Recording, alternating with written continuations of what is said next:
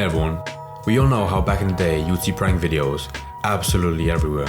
And in the comment section, there were usually two groups of people. The dumb fans who thought they were real and loved it, and then there were people that hated it deep down to their core. And understandably so, because most of them were fake, but they would present it as if they were real and were an honest reaction of everyone involved. And it didn't help that most of these guys that did these pranks were all incredibly annoying. However, that kind of garbage led to a domino effect of people making their own videos in a kind of extreme style where they would be willing to do anything, completely ignoring the safety that the more popular prank channels had, where they would get actors to give them a guaranteed result. Only 2 or 3 of these stories here were pranks. The others were more so unfortunate accidents. But that only highlights just how dumb the guys were when they rushed in headfirst to do a dumb prank. YouTube is a platform with millions of users coming from countries all over the entire planet, and while the platform has brought countless hours of laughter and entertainment to people all over the world, there are plenty of dark, seedy corners on the website that go in the other direction. There are quite a few people out there who want to push their content to the absolute limit, and this doesn't always work out in their favor. So let's take a look at a list of YouTubers who have lost their lives while filming their videos. Oh boy, I can't wait. From what I've known, I've never really heard a story of someone dying while recording a video on YouTube. Of course, many times doing dumb shit, but not on like a famous YouTuber. One of 3 children. He lived at home along with his parents and his younger siblings. He was very close to his siblings, often gaming with his brother and even taking his sister to the prom when she had nobody else to go with. He was also pretty close to his cousins, hanging out with them pretty often as well. He had worked at Walmart since he was 16 years old, about to turn 21 in just a few months. He was getting a degree in heating, ventilation, and air conditioning. He was a pretty tall but also soft-spoken guy. People didn't expect much chaos from him. Well, Timothy had one desire that wasn't well known to his family. He wanted to hit it big on YouTube. How was he going to do it? Well, he was by making heating ventilation videos, of course. The problem is, he was into more of the extreme types of these prank videos. After all, the more extreme the prank, the more views a video was likely to get. Although those videos were... If you walked to Walmart, that's already like a plethora of prank ideas you could do there before you got fired. Robbery prank videos were fairly common on YouTube in the previous several years, some of them even involving guns. Little did Timothy know, most of these videos were completely faked. While YouTube pranks started out with a lot of legitimate videos. Surely you could see one video and tell that the paid actors. By making more extreme videos with more extreme reactions. To get to that level, you couldn't just rely on chance. The vast majority of the people reacting to the pranks were simply paid actors. Timothy, though, intended on pulling a real prank and getting a real reaction. He pulled up to the Urban Air trampoline park in a smaller Nashville suburb at around 9 p.m. with a friend. This was a place 9 with p.m. kids What a and horrible time. Parents who were more than likely to do anything to protect their kids from a threat. Timothy and his friend what kid goes to a trampoline park at 9 p.m? They would fall asleep while jumping mid-air and crack snap their necks when they fall back down. Swinging their knives around. It wasn't too long before a young man responded to the threat, pulling out his gun and shooting Timothy at near point-blank range. Oh my god. Police were called, along with ambulances. Wait, what was the prank? He swung his knife? What'd he say? Range, and responded screaming threats and swinging their knives around, to a group of people leaving the trampoline park, screaming threats and swinging their knives around. It wasn't too long before... That's the funniest prank I've ever heard in my life. That's genius. Gun and shooting Timothy at near point-blank range. If he had on camera, that would have been a killer video to upload. Pulled up to the scene shortly after. I just made a horrible pun unintentionally. The man was threatening him and his family with a large knife, and he shot him in self-defense. Others at the scene corroborated this, with Timothy's friend revealing that the two had merely been filming a prank video to upload to YouTube. While police continued to investigate the case, no charges were filed against the man who shot Timothy in self-defense. Or at least... Apart from ruining a good video, that was his crime. To him it was real, and the police could see that. It seems that Timothy's friend was likely standing back and filming and was not injured. Timothy's grandmother spoke up about the incident, saying, "As far as this YouTube stuff, this is something new to me that he was actually into it. It's still pretty much a mystery to me," adding, "If your children are doing anything like this, please let this be a note to really check on what your children are doing. There needs to be awareness now that this is very dangerous." Again, I don't want to feel horrible because at the end of the day, someone did die. But at the same time, the way he was like almost 21, like he said, and the fact that he watched those videos and didn't see that it was just faked with people that got paid to make like a big reaction, that's kind of like really moronic in a way. And even more so to go out of your way and make it yourself and do it like in a really not even funny but just dangerous way that no one else could see would be a prank unless you said it to their face and they saw someone recording it. But even then, if I'm outside at 9 p.m. and I see someone like flailing the knife and I see their friends like behind them with a camera recording it, I'm not gonna immediately assume that's a prank and that I should play along. I'm just gonna say he's a crackhead like on the verge of killing someone. So I can see why that guy would immediately just pull out his gun, especially like a trampoline park to kids. What an awful location to try to make that kind of prank that could be seen in no other way than, you know, dangerous and violent. Mona Lisa Perez and Pedro Ruiz III. Mona Lisa Perez was a YouTuber who had a channel called La Mona Lisa, a channel where she mainly recorded boring vlogs in which she would talk about her daily routines and mundane, average activities. She was in a serious long-term relationship with a young man named Pedro Ruiz III, and the two had a young daughter together. Mona Lisa was actually pregnant with their second child, a son that the two planned to name after his father. Pedro was also interested in becoming a YouTuber himself. On Mona Lisa's channel, he did that Hispanic lip bite. Dangerous activities, such as in one video where the two had fun playing around on some carnival rides at the local fair, making a video called Doing Scary Stunts at the Fair Part 1. However, Pedro was not satisfied with this family-friendly level of danger. He wanted to start his own channel. That was very out of topic, but are pregnant women allowed to ride on a roller coaster? I feel like they should. I feel like that would boost the fetus's health when it comes out. Some good money. That's not the case, if you're curious. What's up, everybody? It's Damn It Boy. Why did I choose that name? Yeah, that's what you're saying. Well, everything I'm gonna be showing you guys on my channel, you guys are gonna be saying, "Damn it, boy." My channel is gonna consist of a lot of crazy stuff, entertainment just for you guys. I'm not into doing all the by the law. I mean, I will if I have to, but my thing is crazy. I'm borderline crazy. Damn. You know. If I was that woman that he just shot Mona Lisa, I would beg him to put a ring on my finger. The near-death experiences. For their first video, Pedro decided that he wanted to begin with a particularly crazy stunt. He planned to have Mona Lisa shoot him at close range in the chest. Oh, that sentence just flooded my memories. God, these moronic couples. God. I was about to say one interesting story. I can't wait to see what it goes. And when he said that sentence, he should have started off the story with that sentence, because now I know exactly what's going to happen. Protecting him beyond a very thick book. He was surprised to see that the bullet indeed didn't go through the entire book. He felt that he would be completely safe. He approached Mona Lisa. Right. Every single layer of the story is moronic.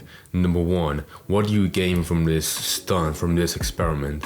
Number two, if you were willing to go that far, why not at least have like a small caliber of a pistol? But I'm pretty sure he picked like a pretty big one, I think it was a Desert Eagle, which whatever ammo they use. But even then, that seems way like at that point you're begging for it to just go through and rip your insides. Like, what were you expecting? Adamantly opposed it. He had told me about an idea and I said, don't do it. Don't do it. Why are you going to use a gun? Why? Because we want more viewers. The two argued back and forth for over a month, with Pedro insisting that the stunt would be safe. Eventually, Mona Lisa backed down and agreed to Maybe I should do that kind of video, you know, to get more views. Get shot point blank with a Desert Eagle. Right before the two set out to perform the stunt, Mona Lisa posted on Twitter that she and Pedro were about to perform what she called one of the most dangerous videos ever, making it clear that it was all Pedro's idea. I think both these people are kind of just not mentally okay. See, I knew it was Desert Eagle. Right, not only did he come up with this idea to get shot, like with this kind of gun, but his girlfriend like agreed with it. I feel like any normal couple, at least like the girl would be like, no, that's dumb, I'm not gonna do that. That's what I want to say now. I like this frame I post on, it looks really nice. If there's ever a book about the story, like this should be the front cover. It's very appealing. 5-inch thick dictionary. In order to do so, he was going to hold it against his chest while his girlfriend fired the gun. Pedro stated that he felt safe about the stunt, fully confident that the bullet would not go all the way through the book. He felt that the only danger would be if Mona Lisa were to miss, saying, "The most trustworthy person that I trust in this world is my girlfriend, Mona Lisa. So if I'm I feel like I would never trust anyone that got a Desert Eagle in gold camo. That's already a huge sign of I'm gonna do something dumb. If I die, I'll be ready for Jesus. He probably won't accept me into the pearly gates because how stupid this is, but I have confidence." No, I'm pretty sure when Moses found the Ten Commandments, he included one of them were Jesus will accept anyone that shoots himself or gets shot with a Desert Eagle with a textbook behind him. So here, I bring to you Mona Lisa, my girlfriend. Hi everyone. So babe, let's go ahead and show them what we have in store for our first video. All right. You want to explain? This right here is a 50 caliber. I'm starting to feel like the reason why he picked this kind of gun is because it was the only one he had, and he didn't want to go out of his way to buy a new one, like a smaller one. Which, fair enough, he saved money, so that's She was good. standing so close to Pedro that she could reach out and touch him, with the gun nearly pressed up against the book. She worried that not only he might die, but that she could end up in prison for the rest of her life as well. All in all, it seemed like a terrible idea, but Pedro insisted and she buckled once again. Pedro reassured her one more time, saying, "As long as you hit the book, you'll be fine. Come on, the battery's gonna die on it. Come closer." Mona Lisa refused. Did he mean the camera? Time, but she chose to fire. What did he mean the battery on the Desert Eagle? I don't know. The bullet indeed completely penetrated the book, going all the way through and straight into Pedro's chest. He flew backwards, uttering "oh shit" as he fell back onto the ground. Mona Lisa ran up to him in a panic. His last words were stop, babe, as the light faded from his eyes. Onlookers called 911 immediately after the incident, and police showed up as... What do you mean onlookers? What are people standing by with popcorn watching? ...save his life. He died right there on the scene. Mona Lisa Perez was arrested and taken into custody, just as she had feared. On December 15th, 2017, she pled guilty to charges of second-degree manslaughter. In March of 2018, she was imprisoned for 6 months. She was also forbidden from ever owning a firearm again and was barred from making any money off of this case. About 10 months later, YouTube decided to ban dangerous pranks entirely. The video of the shooting is now considered to be lost media. About 16 and a half Were there minutes not of like footage previous pranks that caused this controversy already? Like I know pranks like this were already going to be banned, but I didn't know it was this one specifically that caused it for YouTube to stop making them public. Quote, clearly offensive to common sensibilities. We do have the transcripts of the video, however, and they show how reckless, tragic, and frankly dumb this entire stunt truly was. Albert Durland. Albert Durland was... I don't think any sort of could top that one. It's just so dumb. Like, that really is one of those GTA 5 missions where you stumble across some crackhead couple and one of them gets shot and you're driving to a hospital. 16, when he was 18 years old, he gradually started gaining a small following. In 2018, he starred in a comedy film called Team Albert, a movie about a high schooler with aspirations to become a YouTuber one day. The video performed well, winning the Blockbuster Audience Award at the 2019 Danish Film Awards. By July of 2021, Albert had amassed over 171,000 subscribers on his YouTube channel and an even larger following of 203,000. I love that video. Welcome to For his next video, he decided to travel to Forcellapana, located in the Italian Alps, to film on scene. In this video, he would be climbing Mount Cicada in Val Gardena, a very scenic location high up in the mountain range, to entertain his audience. However, things did not go as planned at all. Albert fell during his climb, plummeting roughly 656 feet down to the rocky ground. A rescue helicopter was called in to see what they could do, but as you would expect, Albert was far beyond saving. He was pronounced dead right there at the scene. Did he fall off like the wire cable where they transport you up? That's not his fault. Telling the public what happened to her son. Following the dark news, many other celebrities online, particularly Danish ones, spoke out about their good memories with the YouTuber. Johnny Gade, a fellow YouTuber, made a video speaking about his good experiences with the man. Another Danish YouTuber named Rasmus These Brøgge previous two were like completely on their fault. Like I could, if I was there in that court as like a jury, I'd be like, what do you want me to do? There's no way you're innocent. With this guy, he did nothing wrong. I might have missed like one crucial detail, like he forgot you. Like it's put on the seatbelt maybe, but yeah, it just fell off, like by pure tragic many accident. expressed their sadness, some others came forward to warn others about the risk of filming such stunts in locations that are known to be dangerous, saying, clearly, it's not worth it. Compared to the last two, that's like a way more lighthearted prank. Thompson was a married father of 4. He was part of a YouTube channel. That is so clearly Elijah Woods. You can see in his face. The channel truly was random, with videos demonstrating everything from liquid nitrogen to woodworking projects to Zorbies. Around 2018, Grant decided Nothing against those kinds of channels, but I hate those thumbnails with a passion. Like, no matter how much effort goes into the videos, those thumbnails always just haunt my mind. In the summer of 2019, Grant went paramotoring out in Utah. However, he didn't come home and was soon reported missing. Grant had mounted a camera to his paramotor, possibly planning to film a video for YouTube. He had often filmed and uploaded stunts like this before. However, the parachute... Can I just say, like, I appreciate, like, the ingenuity of whoever made this device, like, the whole idea of this paramotor, whatever it's called, but it's such, like, a caveman idea, like, of putting an engine, putting a fan behind your back, attaching a parachute, and then just flying off. Like, that's purely one invention that has no, like, scientific advantage apart from just being cool. If I had one, I would absolutely use it to go everywhere. Go to work, go to your shop, everywhere. I would just use it. It looks fun, I'm not gonna lie. The parachute on the craft malfunctioned after a change in the updraft. This was all caught on video, showing Grant panicking as soon as he realized something was wrong, losing his composure very quickly. He deployed his backup parachute, but it was already too late. The paramotor crashed, and Grant lost his life less than 4 seconds after the malfunction occurred. The entire accident was recorded on video, but the police have stated that this video will never be released to the public for obvious reasons. What? I want the video now.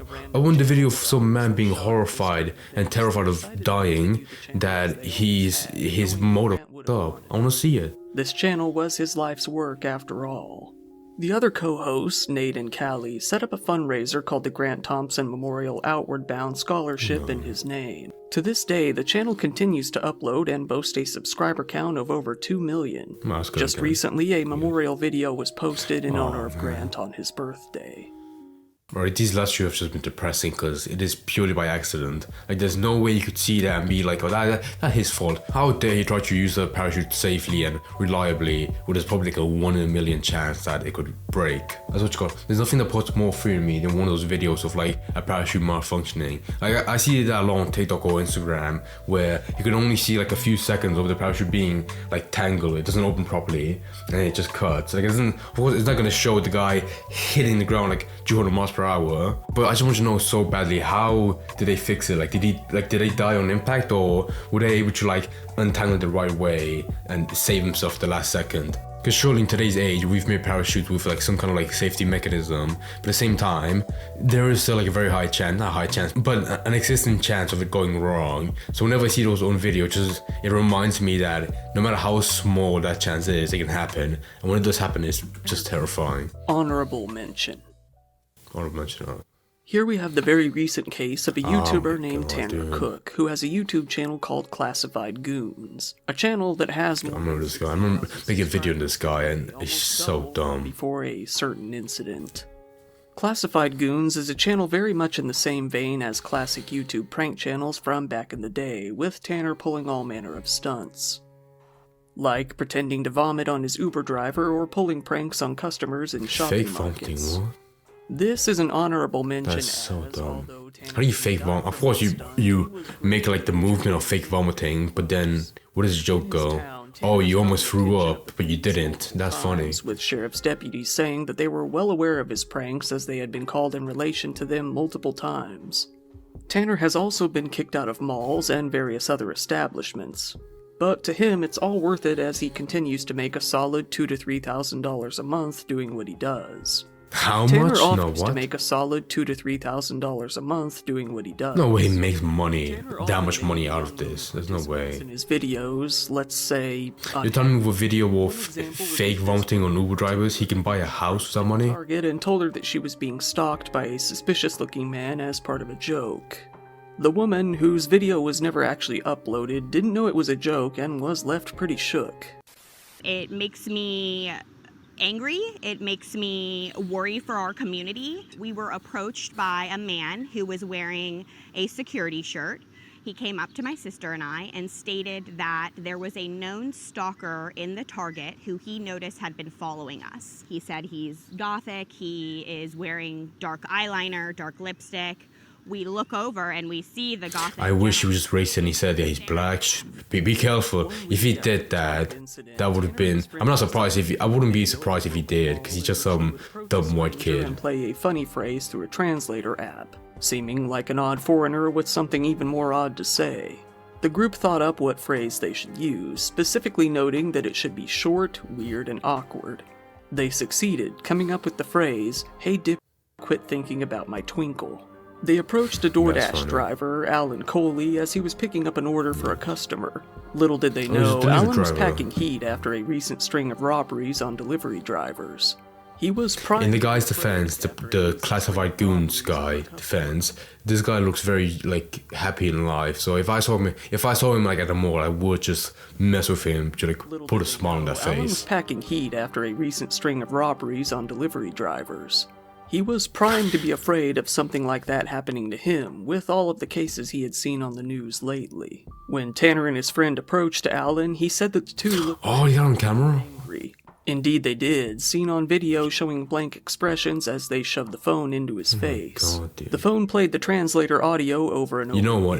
In this guy's, I'm not trying to suck him off, but he's quite big. So if I saw some bumbling idiot being like, hey, dip, stop thinking about my twinkle, whatever he said, I would immediately pull out my gun and towards put him 12 and shoved rounds the at phone him. in his face even closer. Alan then tried to knock the phone out of their hands as they continued to walk towards him. That's when he got a very bad feeling, pulled out his gun, Oh my god, you can see the camera. lower left side of his chest. I could not find his camera. I could not find his video when I first tried to like know about this. 12 p.m. They quickly arrived, stepping foot on scene only 3 minutes after the call. The police came in and threw Alan into cuffs within only a few minutes. They found Tanner scrambling outside the mall, bleeding from a gunshot wound to his abdomen. Scrambling around. Treated on scene as That's kind of funny. could be and transported to a local hospital for further help. The police then cleared the scene and checked the mall to ensure that there were no other suspects or victims. The mall then remained closed for the rest of the day. Shortly after, Tanner had a good surge of comments on his channel praising and sympathizing with Alan, saying that Tanner was nothing but a nuisance and needed to stop his harassment. Tanner had to undergo surgery to remove his gallbladder, God losing bless it in him. the incident. This is a prime example of the indomitable human spirit. He was smiling right after having like a 15% chance of dying. Good man. Wounding, use of a firearm in the commission of a felony, and discharging a firearm within a building after his arrest. Once it came time for the trial, Tanner testified that he often tries to pull pranks that are meant to confuse his targets, feeling that this manner of joke often gets a good reaction. He said that he doesn't specifically try to incite fear or anger, but this often happens regardless. When asked why he didn't stop the prank even when Now, if some guy like Wee Man made that joke, I would immediately laugh and pat him on the head and give him a kiss. But with some guy like this, then I would feel he said threatened. that he didn't feel that Alan was behaving as if he were in fear at the time of the incident. Tanner, behaving like a goofy YouTube prankster on the news footage, did not amuse the public. They found his attitude to be extremely off-putting and immature, accusing him of making light of the entire situation. It didn't I love have that anything slap. to do That was with cute. online or in person. Jurors watched the video of the shooting, some of which has been released online via news outlets.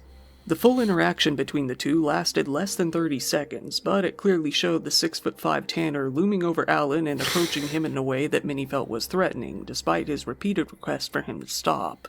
The jury found Allen not guilty of aggravated malicious wounding or use of a firearm in commission of a felony. Surprisingly, though, they did find him guilty on a felony charge related to firing a gun inside of a building.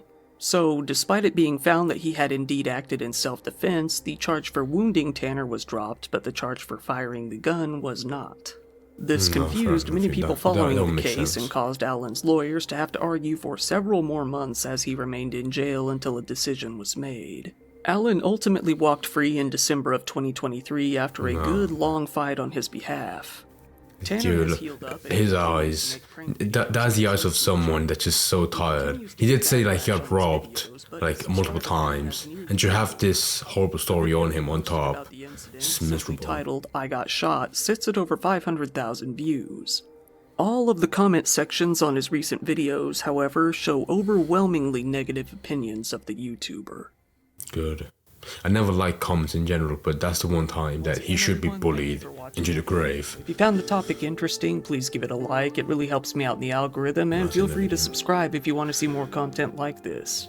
That was a good video, but man, those stories. I'm glad that I know like two of these stories, but like the other two that I didn't know about were really interesting. Apart from the two that were just miserable about them like dying out of their own like not even, it wasn't even their mistake, but it was more like a pure accident where the only like provocation that caused them to die was that they wanted to record a video, and that by some like small unfortunate chance led to them dying, which is just sad. I was actually expecting like more prank videos or prank channels to show up. Apart from that goons guy, whatever, classified goons, and the guy at the beginning, there really wasn't that many. If there was any like a video type that would have caused like someone to die, it would have been prank videos.